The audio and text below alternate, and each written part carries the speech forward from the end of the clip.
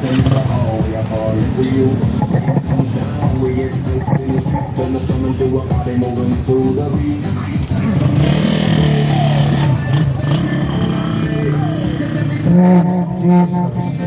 Jesus. Praise Jesus. Praise Jesus. Mapagpalang umaga po muli dito sa mga taga-bagong palengke, Phase 5. Pagpalain po kayong lahat ng Panginoon.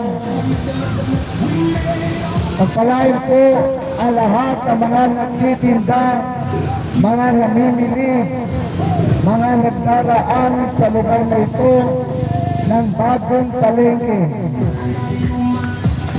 Pagpalain po tayong lahat ng salita ng Diyos na lubhang kailangan natin ngayon sa mga panahon natin ngayon.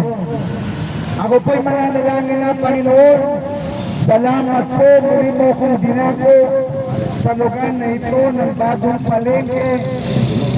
Salamat ko, Lord, pagpalain mo kami lahat ng iyong mga salita, mga nagtitinda, mga namimili, mga nagdaraan. Pagpalain mo po kami lahat, iligtas mo po kami lahat, patawarin mo po kami lahat sa aming mga kasalanan. Mangusap ka po sa amin, Holy Spirit. Ikaw po mangusap sa amin. Anumang espiritu ng kaaway na hadlang sa salita ng Diyos na maibahagi sa mga taga rito, ginagapos ko ang mga espiritu nito, tinatapon ko pabalik sa hell. In Jesus' name, kinakalagan ko ang Holy Spirit, ang siyang malayang kumilos at mangusap sa bawat isa sa amin. I command the mighty angels of God, palibutan kami sa lugar na ito at protektahan kami. Binabalaan ko sino man manggugulo sa gawain ito ng Panginoon. God forbid, ito po'y gawain ng Panginoon, hindi gawain ng tao. In Jesus' name, Amen. Amen. Magandang umaga po muli sa mga taga-bagong palengke.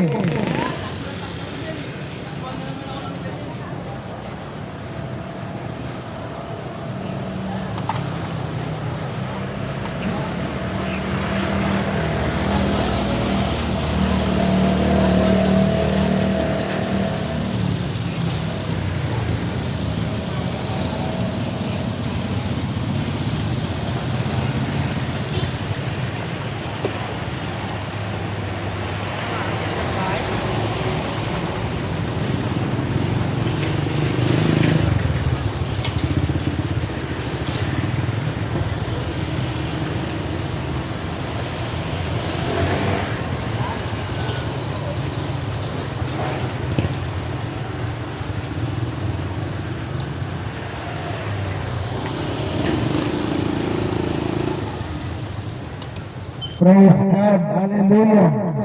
Purihin ang Panginoon.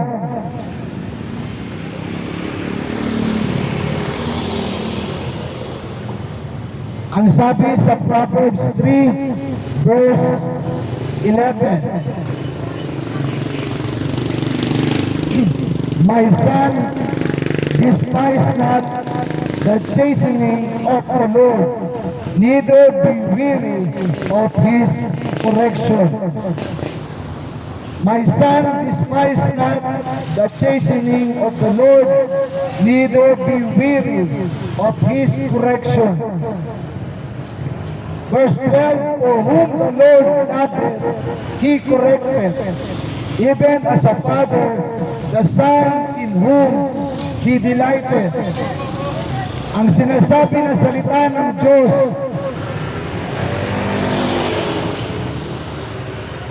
kapag tayo daw po ay itinutuwid ng Panginoon, huwag daw po tayong magagalit, huwag daw po tayong maiinis, huwag daw po tayong mananawa.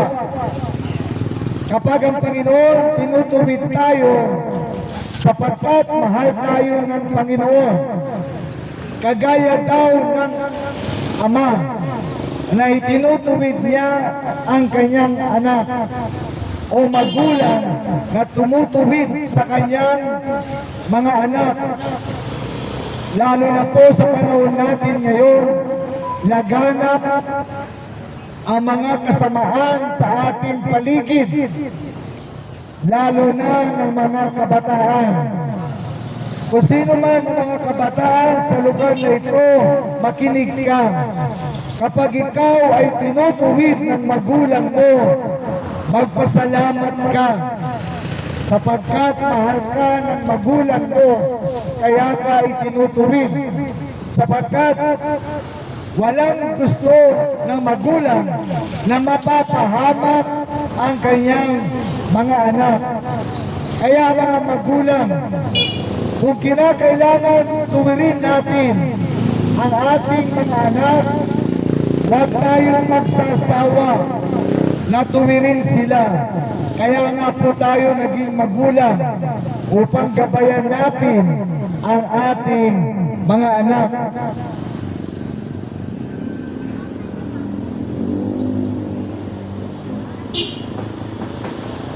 Kaya sinasabi din ang salita ng Diyos sa Proverbs 22, verse 6,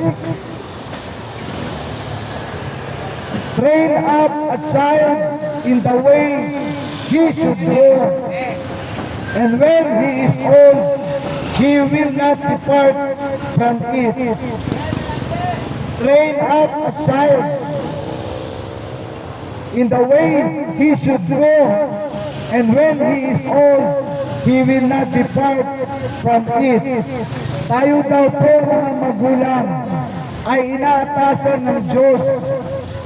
Nagabayan natin ang ating mga anak.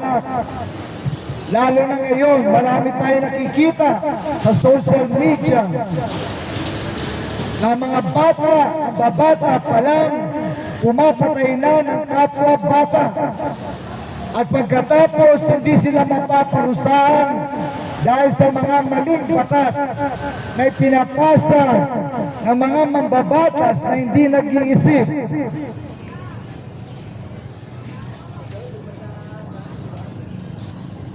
Pabata ng pabata ngayon ang mga batang nagiging kriminal.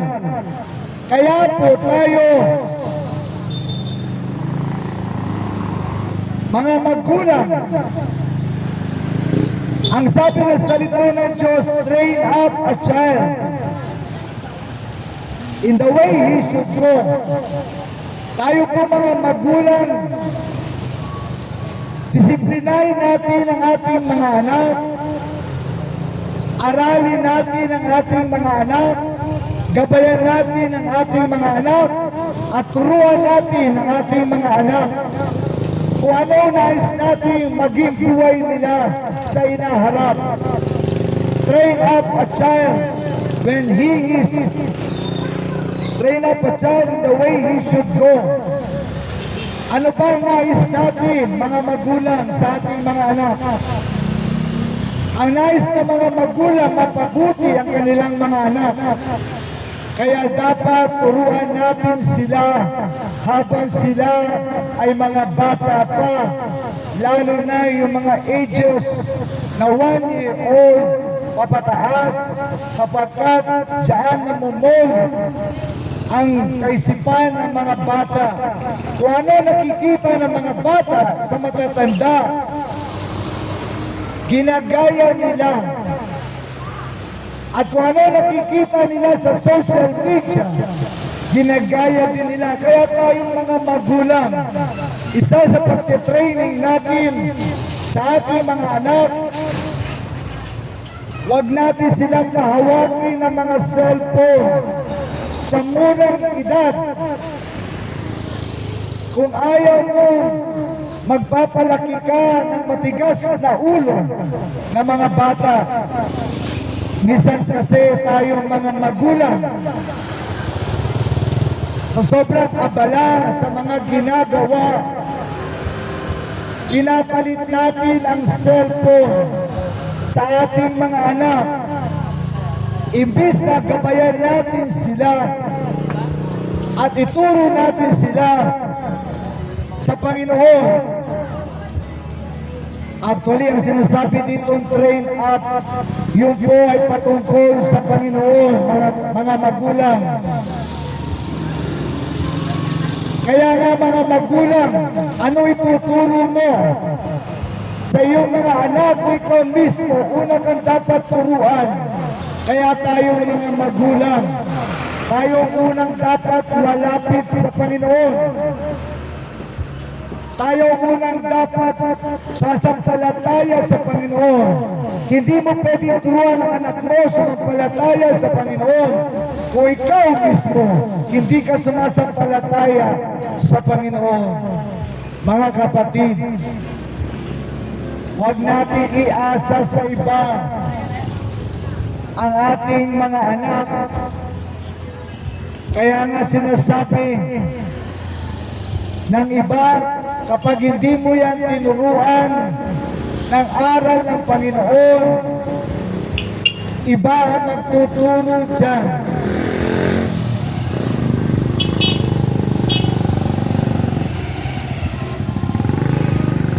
Mga magulang, lumapit tayo sa Panginoon. Sa totoo lang, hindi natin talaga kaya na tayo lang mag-isa. Kahit dalawa pa kayo mag-asawa, hindi mo talaga masusubaybayan ang iyong mga anak 24 oras. Subalit kapag ang magulang ay sumampalataya na sa Panginoon, tinanggap na nila ang Panginoon bilang Panginoon tagapagligtas nila. Kapatid, katuwang na nila ang Panginoon sa pag-aalaga sa kanilang mga anak. Kapag ang magulang meron ng relasyon sa Panginoon, meron na siyang kaagapay na titingin sa kanyang mga anak. At kapag pinag-pray ng magulang ang kanilang mga anak sa Panginoon, ang Panginoon ang gagabay sa iyong mga anak. Kaya kung ikaw ay matalinong magulang, kung ikaw ay nag-iisip na magulang, lalapit ka sa Panginoon, unahin mo makipagrelasyon sa Panginoon. Tatanggapin mo siya bilang Panginoon at tanging mo tagapagligtas. Sapagkat alam mo, 24 oras hindi mo magagabayan ang iyong mga anak. Siyempre, lalo na sa mga nanay, nandyan yung maglalaba ka, nandyan yung maglilinis ka ng bahay, nandyan yung mamamalengke ka, magluluto ka. Kaya kapatid, ang pinakamainam sa ating mga magulang, tayo unang lumapit sa Panginoon. Humingi ka ng tawad sa Panginoon sa mga kasalanan mo at tanggapin mo si Jesus bilang Panginoon tagapagligtas mo. Nang sa ganon, ang iyong mga anak magiging safe. Kapag ang mga magulang sumampalataya sa Panginoon, ang ating mga anak ay sasampalataya din sa Panginoon. Ibig sabihin, yung oras mo na hindi mo sila nagagabayan, ang Panginoon ang gagabay sa kanila.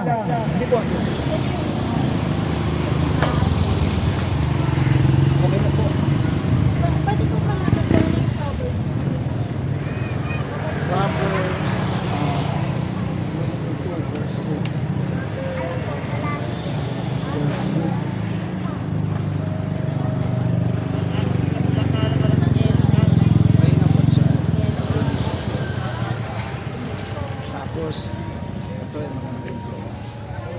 Proverbs 11 to 12. Christian ka rin? Ganda yan. Sabi mo sa pastor nyo, mangaral din kayo ng salita ng Diyos. Kasi panahon na yun ngayon. 3, 11 to 12.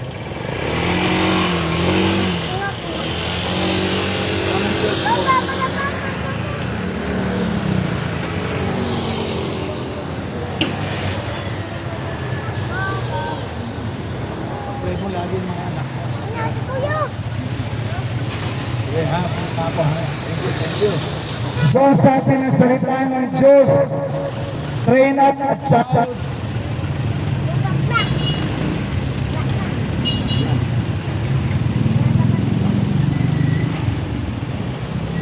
Okay, alam mo yun, ah.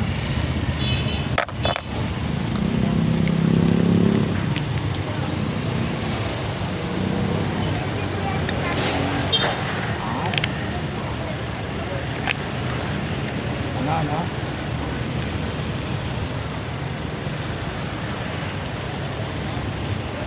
Proverbs 22 verse 6, train up a child in the way he should go, and when he is old, he will not depart from it. Mga magulang, gabayan natin ang ating mga anak, ilapit natin sila sa Panginoon, dalhin natin sila sa church. Huwag natin katamaran ang responsibilidad natin sa ating mga anak.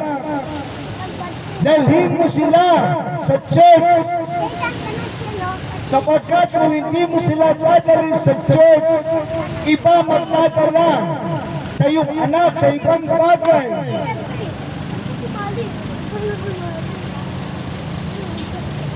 Ang sabi nga ng salita ng Diyos, train up a child in the way he should go. Kaya nga pinadala ko ng Panginoon ngayong umaga upang ipangaral ang salitang ito ng Diyos, sapagkat ang kaaway ay hayagan ng kumikilos sa ating harapan. Pabata ng pabata ang mga pumapatay sa araw-araw. At hindi ito magandang balita, ito'y nakakalungkot. Kaya nga tayong mga magulang, gabayan natin ang ating mga anak, turuan natin sila ng tungkol sa Panginoon. Sapagkat kung hindi mo yan tuturuan ang tungkol sa Panginoon, ang dyablo ang magtuturo dyan. At magiging problema mo yan, kapatid. Kaya hanggat bata pa sila, gabayan natin sila, ipag-pray natin sila, turuan natin sila ng aral ng Panginoon, dalhin natin sila sa church, ipag-pray natin sila.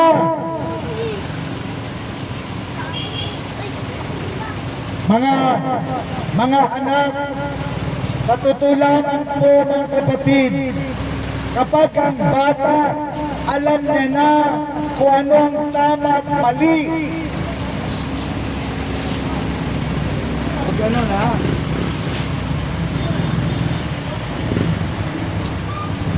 Gagalang kayo sa matatanda. Ha?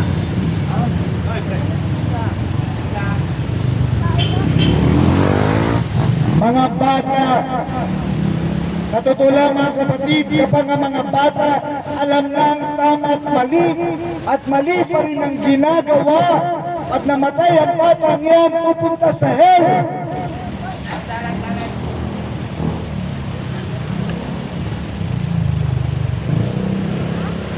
Huwag natin kukusitihin ang mga bata pumapatay.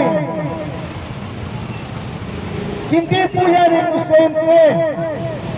Alam niya na ang tama at mali. Pag yan namatay, pupunta yan sa hell.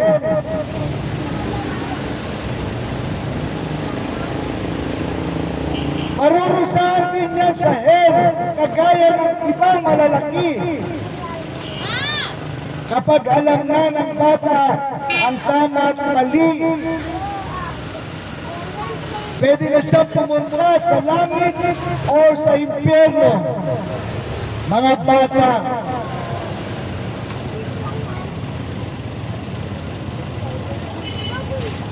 huwag kayong pasaway. Mga bata, sabi na salita ng Diyos, sumunod kayo sa inyong mga magulang.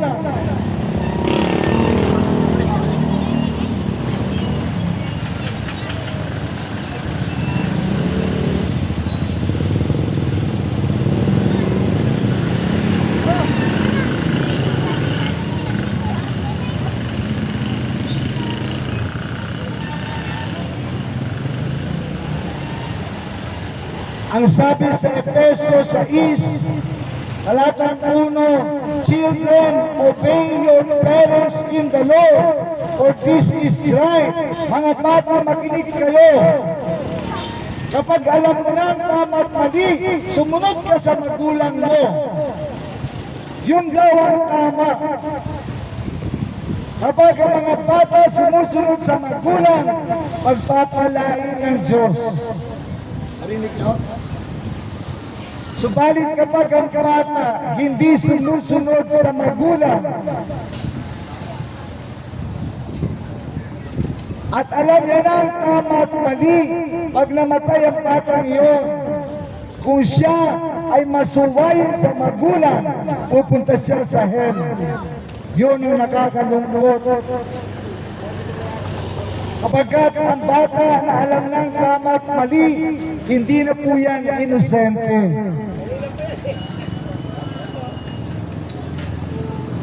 Kaya tayo po dapat, mga bata, sumunod kayo sa inyong mga magulang. Ito ang tama, ang sabi ng salita ng Diyos.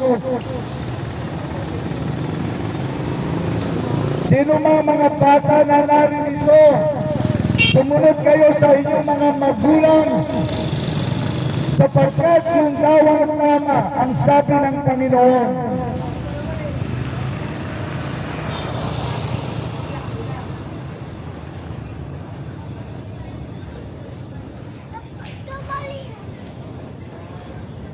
Ephesians chapter 6 verse 2, honor thy father and mother. This is the first commandment with promise. Mga bata, galangin ninyo ang inyong mga magulang.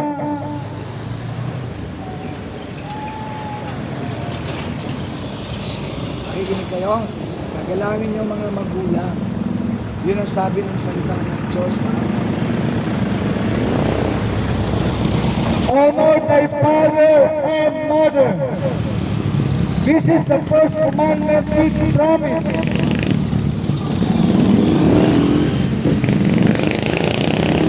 That it may be well with thee, and thou mayest live long on the earth.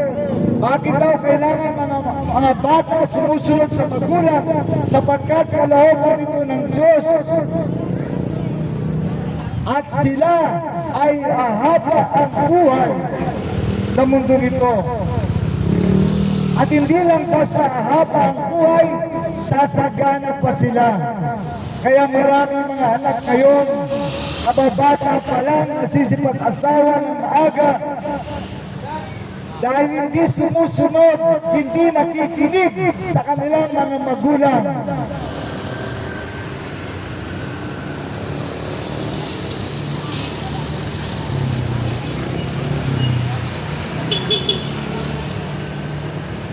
Subalit meron din kasunod dito, Ephesians chapter 6 verse 4, and you fathers, provoke not your children to wrath, but bring them up in the nurture and admonition of the Lord. Tayo din daw mga magulang, lalo na mga tatay, huwag nating ipupulit sa galit ang ating mga anak. Pwede natin silang disiplinahin.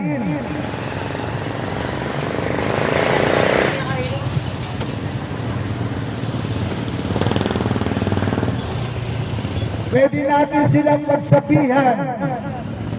Pero wag natin silang sasaktan sa mga parte ng katawan nila.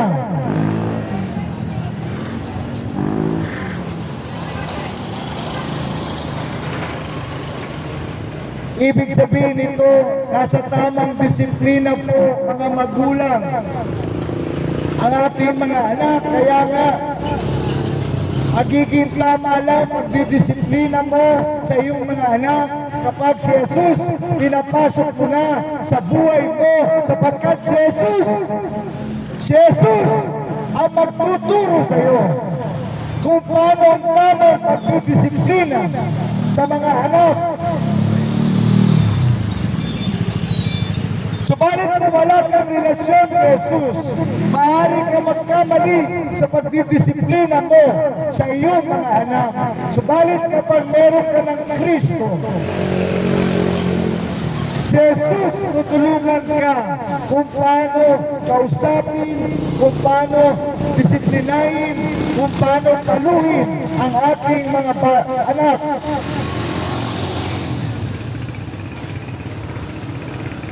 Ang sabi ng salita ng Diyos, pwedeng paluhin ng mga bata,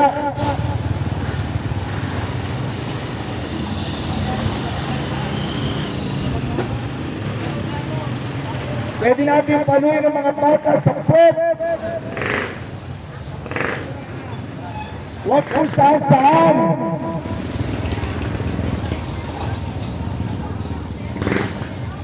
Kasi minsan yung pagpalo natin kung saan-saan pinapalo, mag-isa ulo. Kapatid, huwag naman. Nasa tamang pagpalo. Kaya nga, ang magulang, kapag meron ng relasyon ng magulang kay Kristo, tuturuan siya ni Kristo ng tamang pagdidisiplina sa kanyang mga anak. Ang problema sa mga magulang, walang relasyon kay Jesus, kaya ang pagdidisiplina din ay minsan nagkakamali. Kaya nga po tayong mga magulang, tayo ang unang lumapit sa Panginoon. Isuko natin ang ating mga sarili kay Kristo. Hihingi natin ng tawad ang ating mga sarili sa ating mga kasalanan.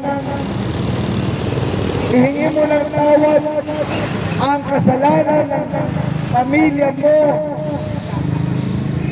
at ng mga anak mo, mga magulang. Kung ang iyong anak, hindi mo alam kung yan ay nagkakasala, lagi natin silang hihingi ng tawad sa Panginoon. Sasabihin mo lang sa Panginoon, Lord, kung yung aking mga anak nagkakasala nang hindi ko alam, patawarin mo po sila. Sa Bible, merong isang Bible character. Ang pangalan ay si Job. Si Job, pinagpipray niya araw-araw ang kanyang mga anak. At hinihingi ng tawad ni Job ang kanyang mga anak sa Panginoon. Sinasabi ni Job, Panginoon, patawarin mo aking mga anak kung sila'y nagkakasala sa iyo.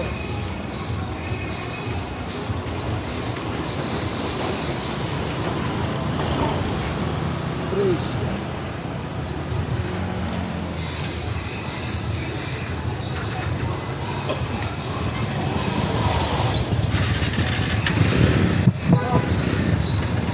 Kaya nga po, tayong mga magulang sa panahon natin ngayon, matindi ang spiritual battle. Pag hindi niyo po alam, mayroong spiritual na pagkikipagbaka. Kung hindi mo po alam ngayon, malalaman mo na. Ang mundong ito, pasama ng pasama. At kung wala kang kakapit sa Panginoon, kawawa ang pamilya mo, kapatid. Kaya po mga magulang, unang-una lalo na mga tatay, ikaw ang haligi ng tahanan. Ikaw ang unang-unang maging matatag sa Panginoon. Ikaw ang unang-unang dapat sumampalataya sa Panginoon. Sapagkat ikaw ang haligi. Kapag ang haligi, walang Panginoon, ang haligi na yan ay marupok. At ang pamilya niya ay babagsak isang araw. Subalit kapag ang mga tatay humingi ng tawad sa Panginoon at tinanggap si Jesus bilang Panginoon tagapagligtas, kapatid, doon mag-upisa na ikaw ay magiging matatag sa haligi ng tahanan. At madadala mo ang iyong asawa at mga anak sa Panginoon. Madali mo na silang madadala sa Panginoon. Lalo na po mga tatay. Mga tatay, dito mo ipakita ang pagiging macho mo, ang pagiging tunay mong lalaki. Lumapit ka sa Panginoon.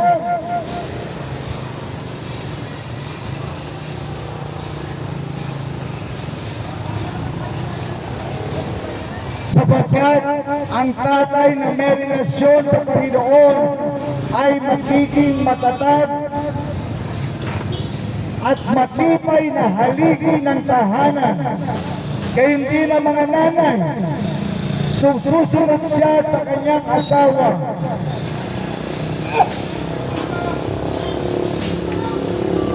Sinasabi ng salita ng Diyos,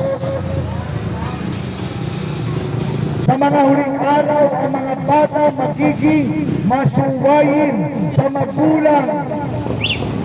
Kaya po mga kapatid, ngayon pa lang, tayong mga magulang, lumapit na sa Panginoon. Dahil kung hindi, ang anak na mo mapapabilang sa masuwayin sa magulang. Kaya nga po tayo mga magulang, tatay at nanay, mag-usap po kayo, pag-pray ninyo ang pamilya nyo, mag-usapan nyo ang mga problema, at papasukin ninyo si Jesus sa inyong mga tahanan. Kapag wala si Kristo sa gitna ng tahanan, gigibayin niya ni Satanas. Guguluhin yan ng dyablo. At maraming mga tahanan ngayon ang wasak na. Kapatid, kung wasak na ang tahanan mo, may pagkakataon pa rin niyang mabuo.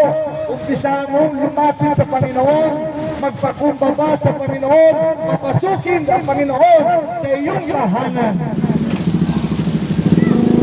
Kung nais mo mabuo ang pamilya mo,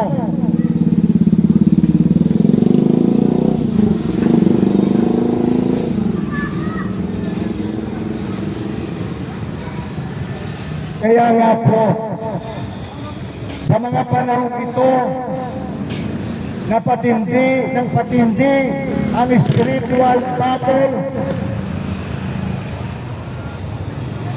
Kapag po tayo walang Kristo sa ating mga tahanan, sa ating mga puso, tayo ay mabubuwal.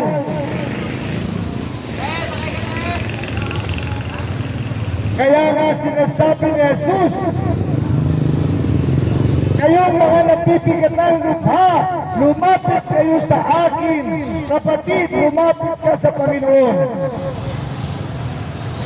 Dahil hindi mo makakaya ang bigat ng dinadala mo araw-araw.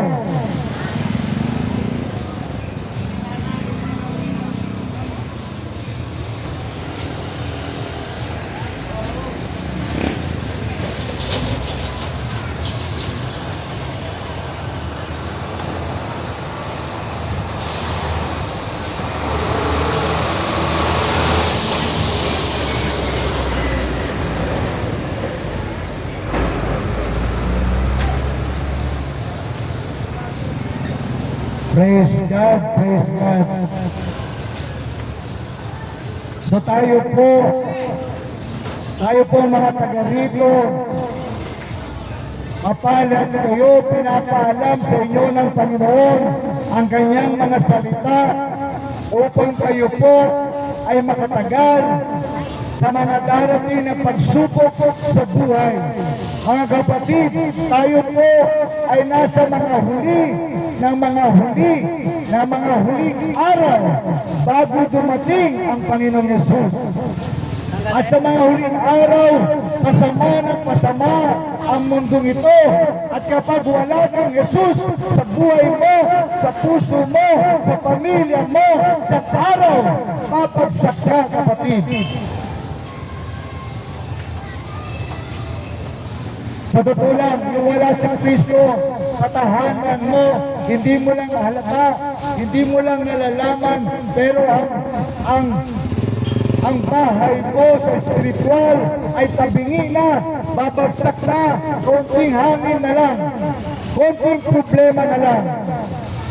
Subalit, kapag si Jesus papasukin natin sa ating mga tahanan, sa ating mga buhay, ang ating mga tahanan magiging matatag sa mga pagsubok, magiging matatag sa mga tukso, magiging matatag sa mga problema.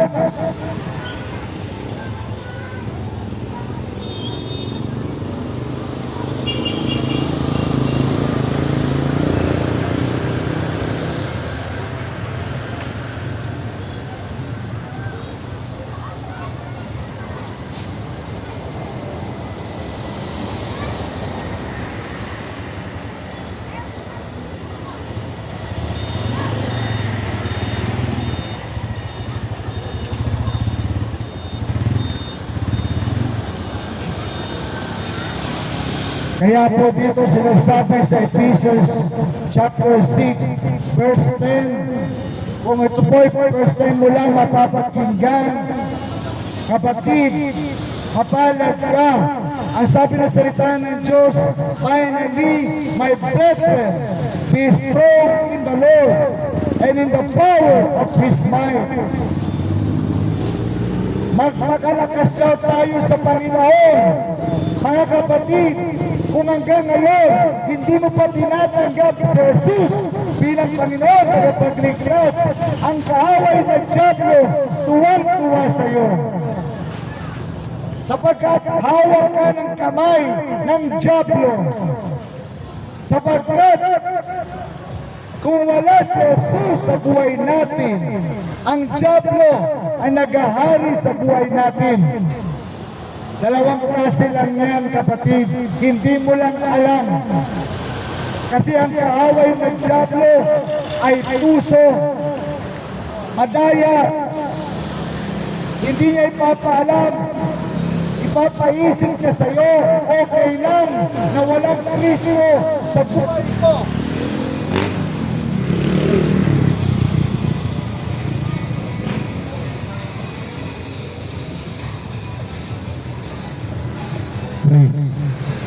Kaya nga mga kapatid, huwag tayong padaya sa Diablo. Kung wala ka si Jesus sa buhay mo, kapatid, nasa daya ka ng Diablo. Yung po ang totoo, kung gumising ka, tanggapin mo si Jesus bilang Panginoon, tagapagligtas mo. Dahil kawawa ka, kapatid.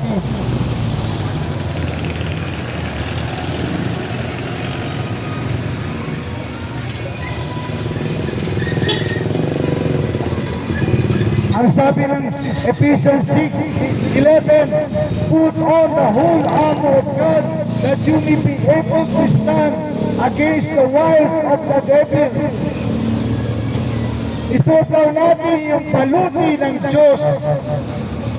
Kung ikaw first time mo lang ito naririnig, malamang sa hindi, dahil hindi mo pa tinanggap si Jesus. Subalit kapag ikaw ay Kristiyano na, dapat alam mo na to, na dapat meron kang paluti na bigay ni Kristo. Kapag si Jesus, pinapasok mo na sa buhay mo, tinanggap mo na siya bilang Panginoon, tagapagligtas mo, ang Panginoon.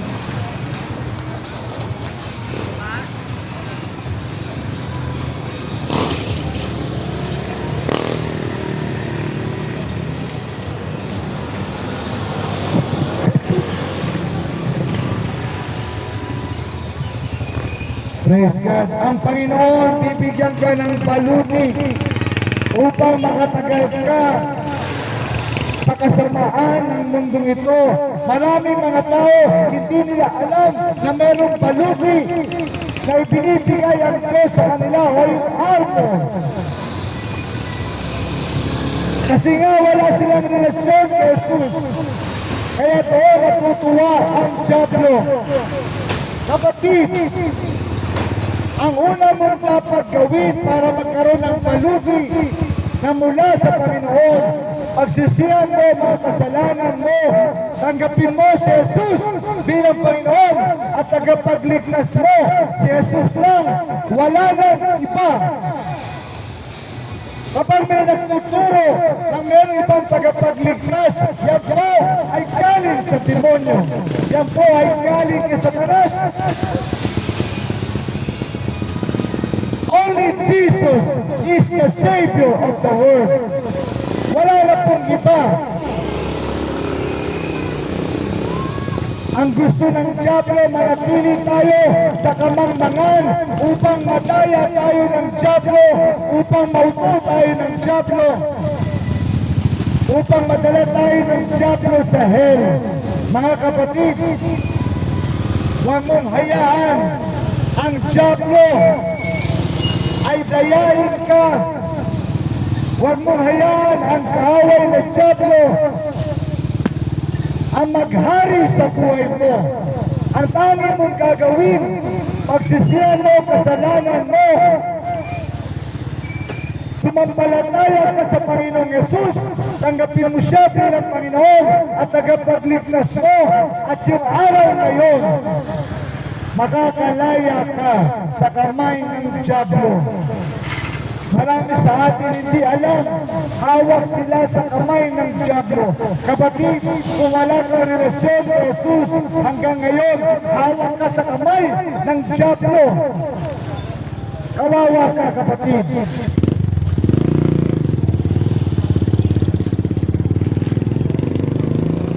Kaya nga po, ayaw ng kaaway na makilala natin si Jesus, tanggapin natin si Jesus, sapagkat makakalaya tayo sa kamay niya. At ikaw naman na hindi pa tumatanggap sa Panginoon, tuwang-tuwa ang Diablo sa iyo. Sapagkat ang nais lamang ng Diablo, ang tao ay maging miserable ang buhay dito sa lupa, lalo na sa kabilang buhay sa hell. Samantalang pwede mo naman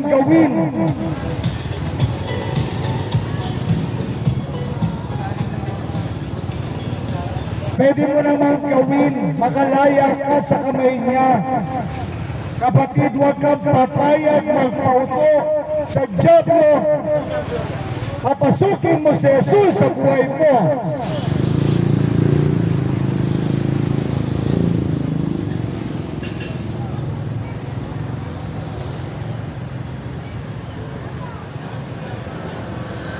Kaya nga po sa mga panahon ito,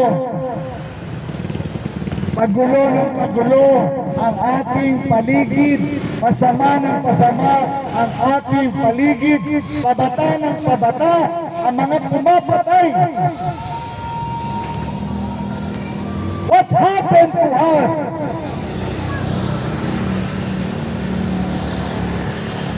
Philippines, wake up!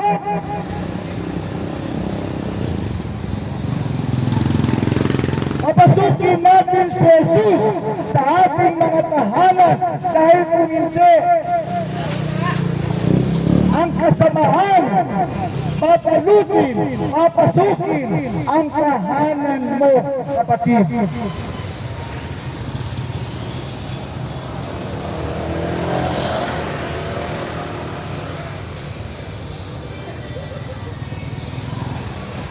Mga kapatid, sa totoo lang, ang sabi ng salita ng Diyos, put on the whole armor of God, that you may be able to stand against the wiles of the devil. Kailangan natin papasukin si Jesus, nang gayon si Jesus, bibigyan ka ng baluti o ng armor upang makatagal ka sa kaaway ng dyablo at sa kasamaan sa mundo nito. Kung hindi mo gagawin yun, kapatid, ihanda mo sarili mo, sapagkat ang kasamaan papasok sa tahanan mo at doon ka lang magsisisi kapag huli na ang lahat. Hanggat naririnig mo ang salita ng Diyos, papasukin mo na si Jesus hanggat may pagkakataon ka pa, hanggat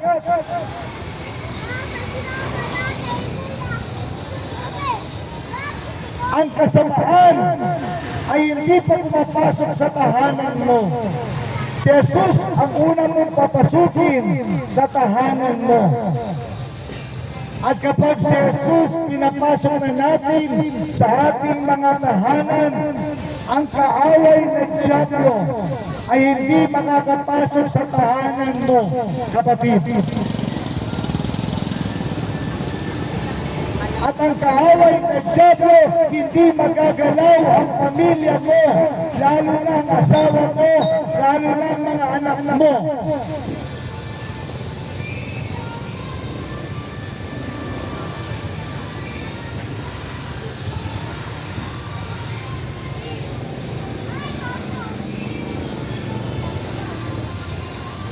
Ang sabi po ng salita ng Diyos, for we wrestle not against flesh and blood, but against principalities, against powers, against the rulers of the darkness of this world, against spiritual wickedness in high places. Mga kapatid, merong spiritual battle. Kung hindi mo ito alam, tuwang-tuwa ang dyablo sa'yo.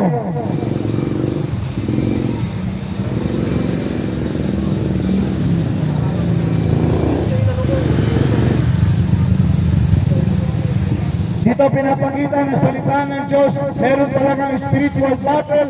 Ang kaaway natin ay hindi sa laman, kundi sa spiritual.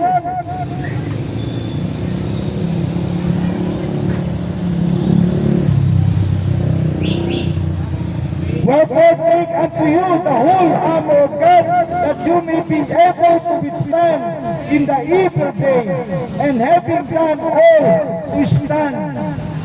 Kapatid, kapag hindi ka nakasuot ng baluti ng Diyos, isang araw papagsak ka. Yan po ang totoo.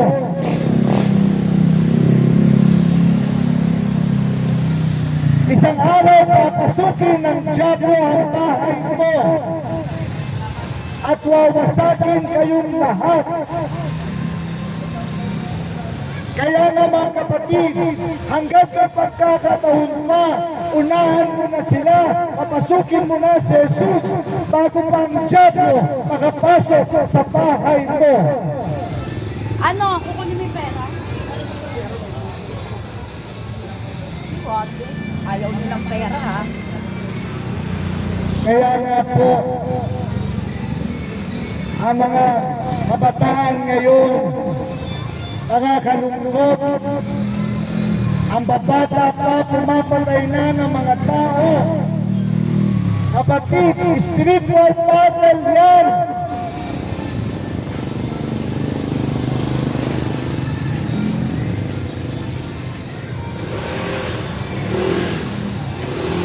Kaya ang dapat lang gagawin ng tao, si Jesus ay papasukin sa kanilang mga tahanan, tanggapin si Jesus bilang Panginoon at tagapagligtas ng kanilang mga buhay. Dahil kung hindi, kapatid, kawawa ang pamilya mo.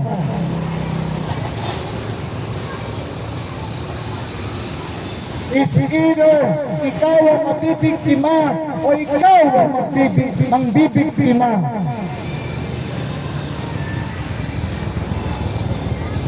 Sapagkat sa mga huling araw na ito, dalawang pwersa lang ang maglalaban, ang kabutihan at ang kasamaan. Kaya kung si Jesus wala pa sa tahanan ninyo, kapatid,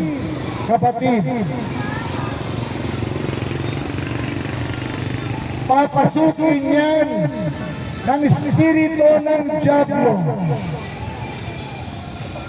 Kaya ang una nating gawin, mga taga-pulihan, mga taga-praise fight, bagong palengke, pagsisihan natin ang ating mga kasalanan, tanggapin natin si Jesus bilang Panginoon at tagapagligtas natin.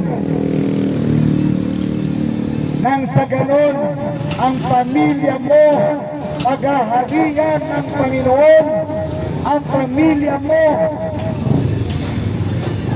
ay proprotektahan ng Panginoon. Kung hindi mo ito gagawin, kapatid, walang proteksyon ang tahanan mo, kawawa ang pamilya mo. At ang tanging proteksyon sa espiritu ng kasamaan na lumalaganap ngayon sa ating mga paligid ay ang Espiritu ni Jesus, ang Espiritu Santo, ang papasukin natin sa ating mga tahanan. At magagawa lang natin yon kung tayo magsisisi sa ating mga kasalanan at tatanggapin natin si Jesus bilang Panginoon at tagapagligtas natin. Kapatid, sa totoo lang, ang mga tahanan na hindi pa si Jesus ang Panginoon, ang Diablo ang kanilang Panginoon. Kapatid, ang tanging paraan para mapalayas ang Diablo sa ating mga tahanan, si Jesus ang papasukin mo dyan.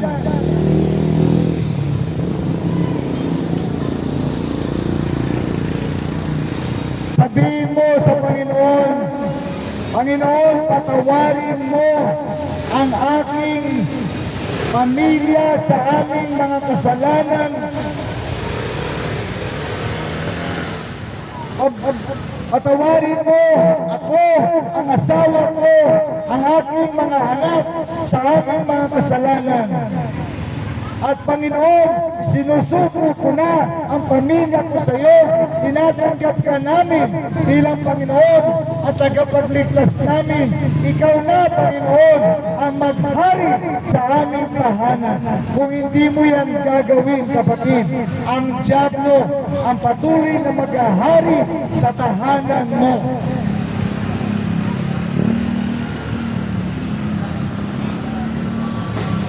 At isang araw, baka tayo'y mabiktima din ng kasamaan sa mundong ito. Kapatid, ang pinakamagandang proteksyon natin ay ang Panginoon. Kapag nasa Panginoon tayo, we are protected. Pag nasa Panginoon ka, walang gagalaw sa'yo. Kapag nasa Panginoon ka, walang kakunting sa'yo. Kaya ang sabi ni Apostol Pablo, if God is with me, who can be against me? And I can do all things through Christ who strengthens me.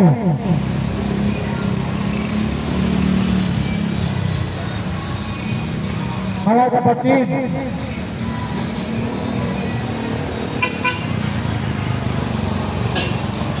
mahal tayo ng Panginoon. Mahal tayo ng Panginoon. Kaya pinapaalam sa atin ng Panginoon ang kanyang mga salita. Nais ng Panginoon pumasok sa buhay mo, pumasok sa pamilya mo, pumasok sa bahay mo.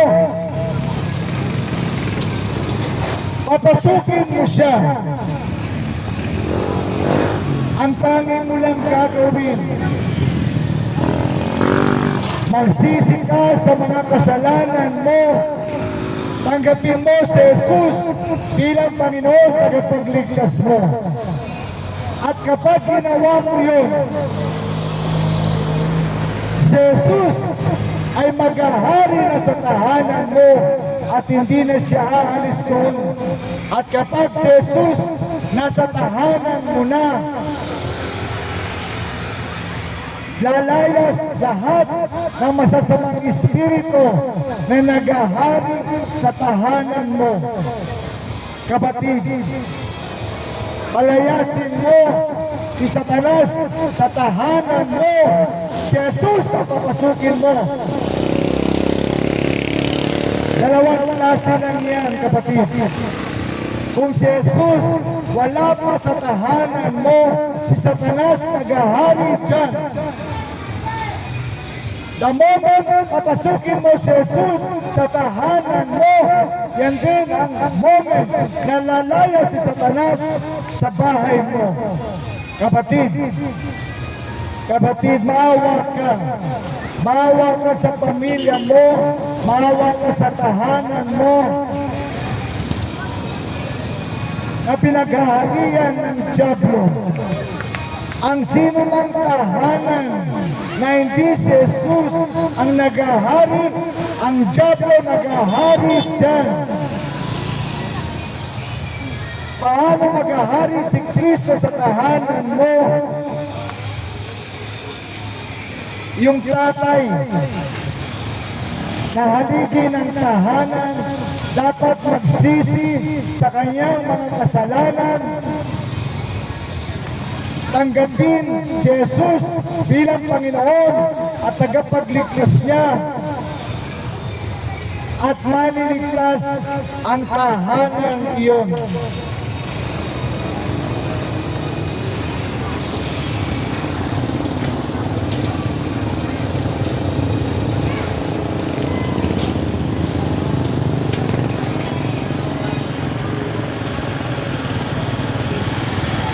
Ang sabi ng salita ng Diyos, and they said, believe on the Lord Jesus Christ, and thou shalt be saved, and thy house.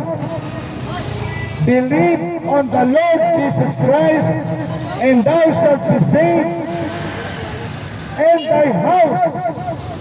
Believe on the Lord Jesus Christ, and thou shalt be saved, and thy house. Paano daw maliligtas ang tahanan mo?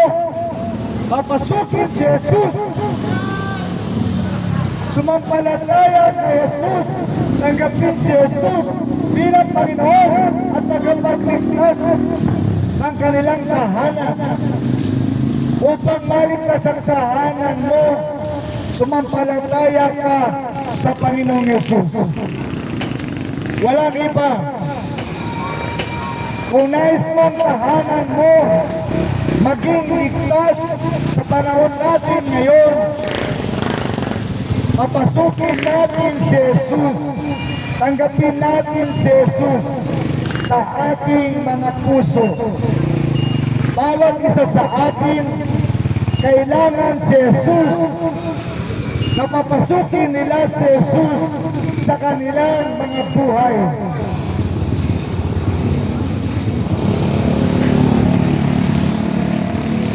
Kapatid, lalo na tayo mga magulang, kapag tayo po mga magulang, meron lang relasyon kay Jesus, ang ating mga anak poprotektahan ng Panginoon. Ang iyong mga anak magiging safe. Subalit kapag walang relasyon kay Jesus, ang iyong pamilya, ang iyong mga anak ay prone sa kasamaan ng dyablo. Kaya nga po nakikita natin sa social media, kawawa yung mga bata pinabaril, mga bata sinasaksak. Mga kapatid, tanging si Jesus ang kailangan ng bansang ito. Tanging si Jesus ang kailangan mo upang maging ligtas ang pamilya mo. Believe on the Lord Jesus Christ, and thou shalt be saved, and thy house.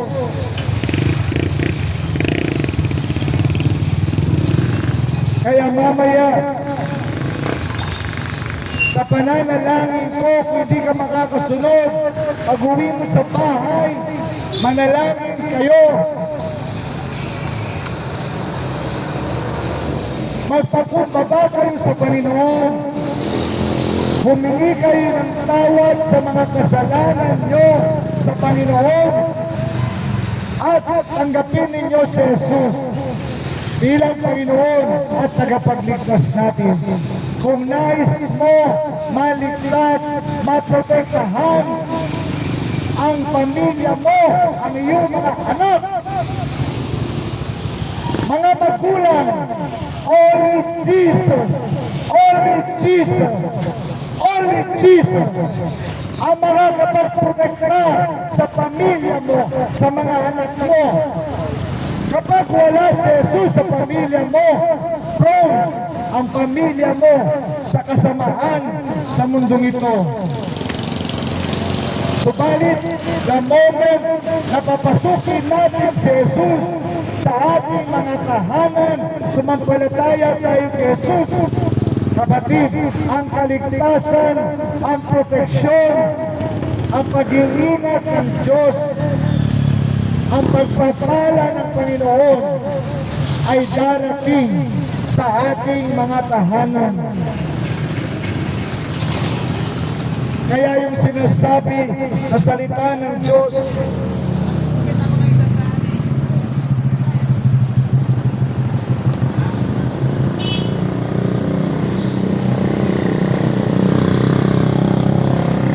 babalikan natin ito, sabi ito, train up a child in the way he should go, and when he is old, he will not depart from it. Mga magulang, pinagkatiwalaan tayo ng Panginoon upang hubugin ang ating mga anak sa aral ng Panginoon. Kapag hindi mo yan nahubog sa aral ng Panginoon, ang sanlibutan ito ang huhubog sa iyong anak. Ewan ko lang, kung di mo maging problema yan. Kaya nga, ang mga magulang, upang matrain up nila ang kanilang mga anak ng tama, ng maayos, at mapadali ang pagtuturo nila, ang mga magulang ang unang dapat tumanggap sa Panginoon bilang Panginoon tagapagligtas nila. At kapag ginawa nila yun, ang proteksyon ng Diyos sa pamilya mo, sa asawa mo, sa mga anak mo, sa mga mahal mo sa buhay, automatic po yun. Ang Panginoon, idadamay niya na ang proteksyon ng iyong asawa, ng iyong mga anak. Saan ka pa, kapatid?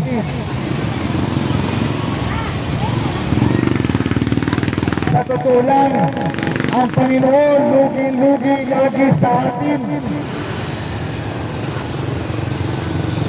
Ang Panginoon laging kabutihan ang iniisip para sa atin.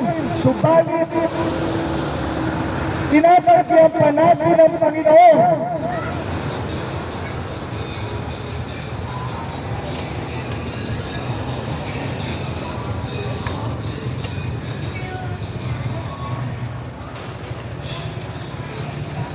Train up a child in the way he should go, and when he is old, he will not depart from it. Ano ituturo mo sa anak mo?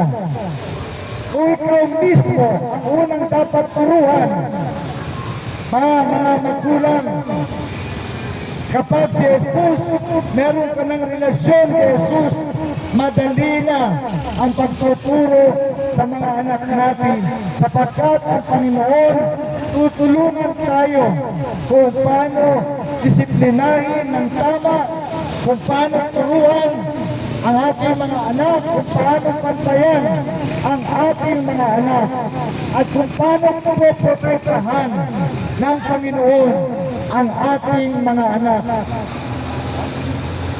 Kapatid,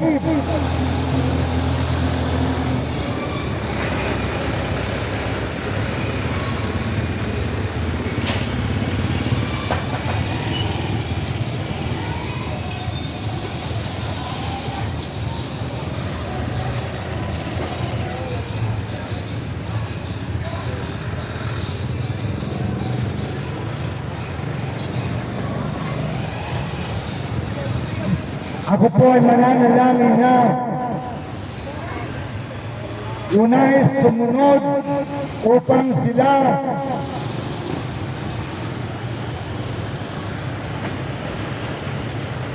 ay maligtas at magkaroon ng relasyon sa Panginoon. Sumunod po kayo sa pananalangin na gagawin ko.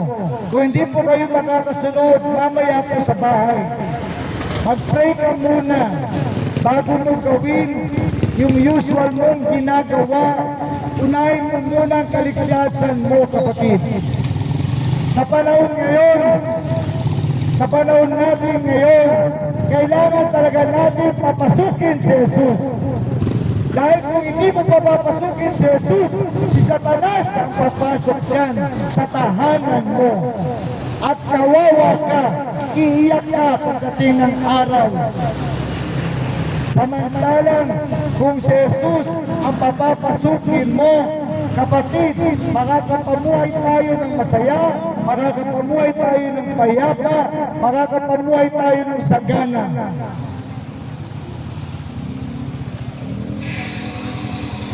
Hindi ba mas maganda yun, kapatid?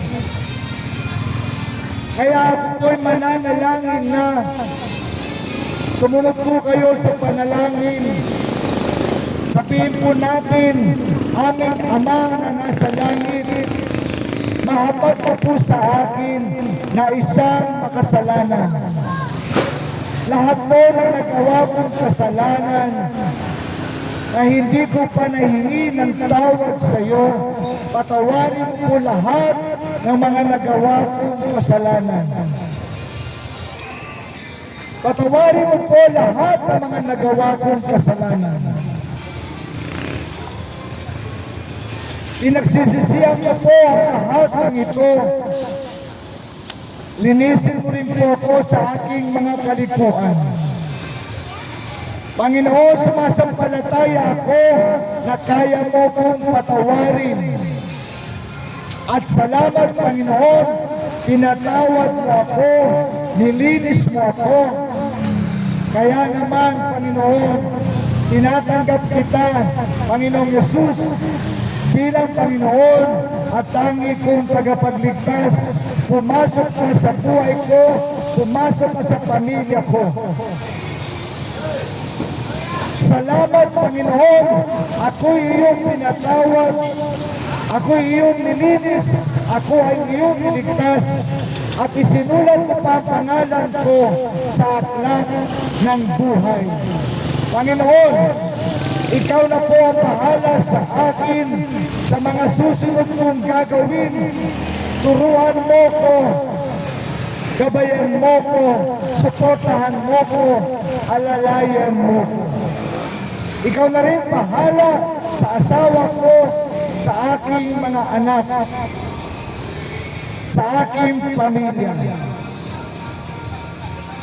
At sa pangalan ng Panginoong Yesus, binibigay ko lahat ng kapurihan sa iyo. In Jesus' name, Amen. Amen. Kung nagawa po natin sumunod sa panalangin ko, kapatid, isa ka na anak ng Diyos.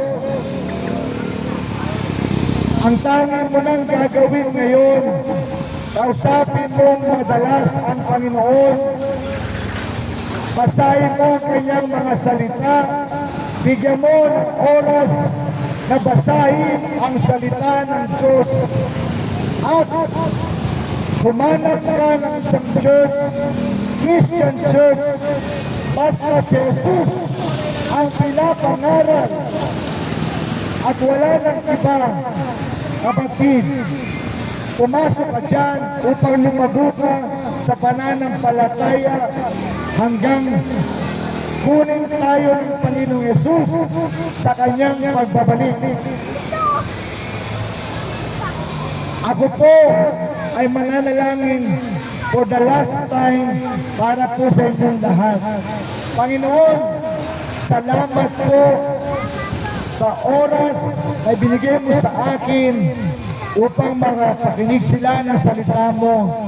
Panginoon, sa mga tumanggap at naligtas, Panginoon, alalayan mo sila.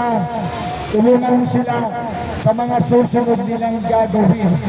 Sa mga hindi pa tumanggap, Panginoon, mahabag ka sa kanila.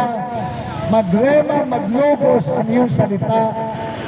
At pagdating nila sa kanilang mga bahay, at pag may pagkakataon, ihatid mo sila, Panginoon, sa pagsisisi sa kanilang mga kasalanan at tanggapin ka nila bilang Panginoon tagapagligtas nila. In Jesus' name.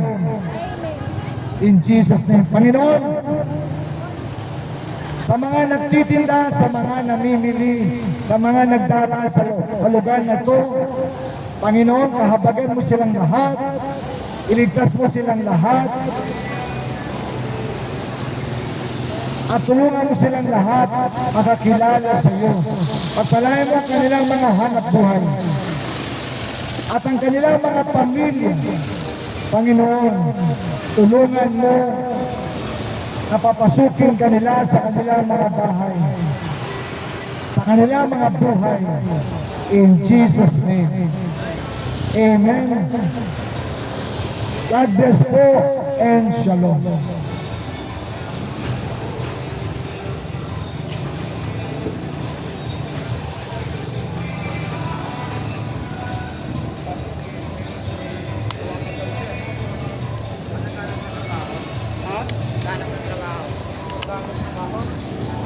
Ay,